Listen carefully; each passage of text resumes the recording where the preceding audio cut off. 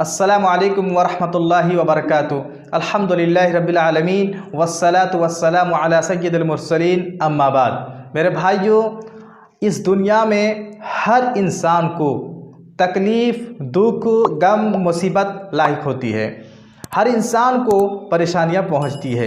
मेरे भाइयों, मुसीबत के वक्त हमें दुआओं का एहतमाम करनी चाहिए, इसलिए कि प्यारे नबी जनाब मोहम्मद रसूलुल्लाह सल्लल्लाहु अलैहि वसल्लम की एक हदीस है।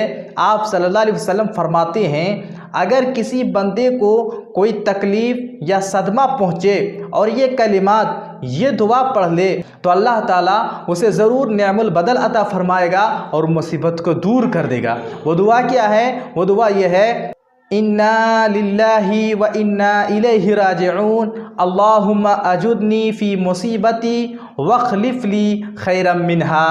इस दुआ का माना यह है, यकीनन हम सब अल्लाह की मिल्कियत हैं और हम सब अल्लाह रब्बुल आलमीन ही की तरफ लौट कर जाने वाले हैं।